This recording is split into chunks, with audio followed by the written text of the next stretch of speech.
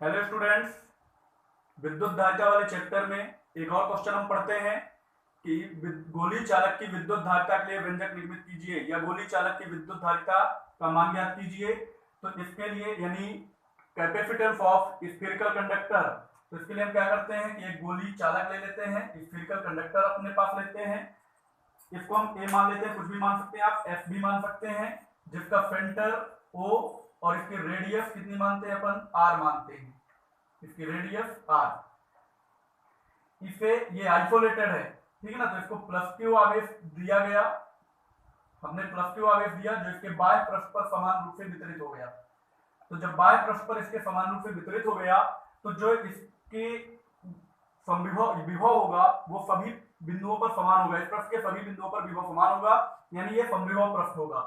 तो जब समविभव पृष्ठ होगा और इसके जो विद्युत बल रेखाएं होंगी या विद्युत क्षेत्र रेखाएं होंगी वो कहां गुजरेंगी, चालक के तल के लंबवत गुजरेंगी और हमको ऐसा प्रतीत होगा जैसे ये केंद्र से आ रही है, ठीक है ना। तो इस प्रकार आप फिगर बनाएंगे ऐसे,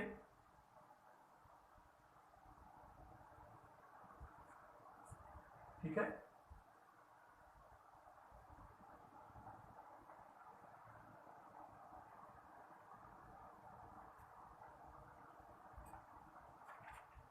इस प्रकार से इनको यहां से मिला दीजिए, ऐसा लग रहा है जैसे ये केंद्र से आ रही हो, ठीक है ना। और जब केंद्र से आ रही हो तो इनके जो यहां पर आप ओ बनाएंगे,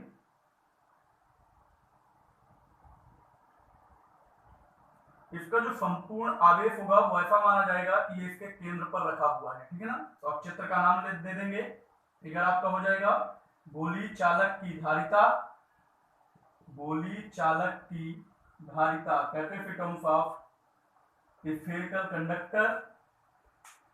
अब देखिए इसको कोई भी नाम आपने दे दिया, मान लीजिए यफ नाम दे दिया आपने, क्या लिखेंगे इसमें डिटेल, माना यफ एक विलगित गोली चालक है, यानी आइसोलेटेड स्फेरिकल कंडक्टर है जिसका केंद्र ओ और त्रिज्या आर है। लिखते जाइएगा, नोट कर लीजिएगा अपनी कॉपी में। माना यफ एक विलगित गोली चालक है जिसका केंद्र ओ और त्रिज्या कैपिटल आर है, इसे प्लस क्यू आवेश दिया गया है जो इसके बाह्य पृष्ठ पर समान रूप से वितरित है या इसके पृष्ठ पर समान रूप से वितरित है, अतः इसका पृष्ठ समविभव पृष्ठ होगा। कैसा पृष्ठ होगा, समविभव पृष्ठ होगा, तथा विद्युत क्षेत्र रेखाएं चालक के पृष्ठ के अभिलंबवत गुजरेंगी और ऐसा प्रतीत होगा, या चालक की सीधे से आप लिख सकते हैं कि चालक के पृष्ठ के अभिलंबवत गुजरेंगी तथा इसके केंद्र ओ से आती हुई प्रतीत होंगी।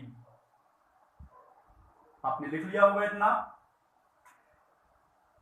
फलस्वरूप जो विद्युत जो आवेश है ऐसा माना जा सकता है कि इसका संपूर्ण आवेश उसके केंद्र पर केंद्रित है या इसके संपूर्ण आवेश को उसके केंद्र पर केंद्रित माना जा सकता है, ठीक ना। फिर से सुन लीजिएगा एक बार, क्या लिखेंगे आप, माना यह एक गोली चालक है, कैसा, विलगित गोली चालक है यानी आइसोलेटेड है, जिसका केंद्र ओ और त्रिज्या कैपिटल आर है, इसे प्लस क्यू आवेश दिया गया है जो इसके पृष्ठ पर समान रूप से वितरित हो जाता है, अतः इसका पृष्ठ समविभव पृष्ठ होगा तथा इससे गुजरने वाली विद्युत बल रेखाएं इसके सतह के लंबवत होंगी और इसके केंद्र ओ से आती हुई प्रतीत होंगी, अतः इसके संपूर्ण आवेश को इसके केंद्र पर केंद्रित माना जा सकता है, ठीक है ना।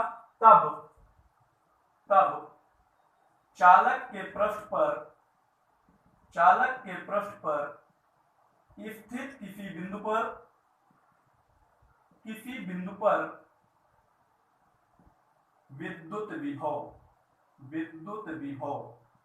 ठीक ना, V इक्वल टू क्या फार्मूला होता है, आपने विभव वाले उसमें इलेक्ट्रिक पोटेंशियल जब फाइंड किए थे तो 1/4 pi epsilon naught K into Q अपान इसकी जो रेडियस हो गई यानी आवेश की जो डिस्टेंस है, तो रेडियस कितनी है R, Q अपान R, जहां K माध्यम का परावैद्युतांक है,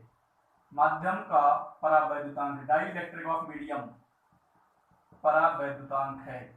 तब चालक की विद्युत धारिता C इक्वल टू क्या सूत्र होता है अपने पास, Q upon V। C equal to क्या होता है, Q अपान V। तो C equal to Q upon V से आप वैल्यू पुट कर दीजिए, यहां लिख देता हूं C इक्वल टू Q की वैल्यू कितनी है, Q रहेगा, ये Q अपान, यहाँ आवेश हमने प्लस Q माना है तो यहां भी आप लिख सकते हैं Q अपान V से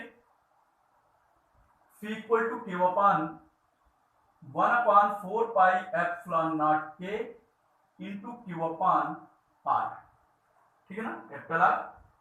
ये Q से Q क्या हो गया, कैंसिल हो गया। C इक्वल टू ये जो नीचे वैल्यू है सबसे, वो कहां चली जाएगी, सबसे ऊपर चली जाएगी, अपने पास हो जाएगा 4 pi epsilon 0 K into R।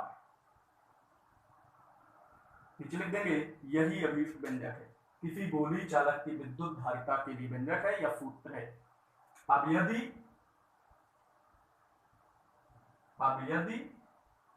वायु या निर्वात हो, तब C इक्वल टू हो जाएगा 4 पाई एप्सिलॉन नॉट इंटू R, यानी K इक्वल टू 1, ठीक है ना। तो इसमें से इसको हम लिख सकते हैं C is directly proportional to R, C directly proportional to R, या ये कह सकते हैं कि अतः स्पष्ट है कि किसी गोली चालक की धारिता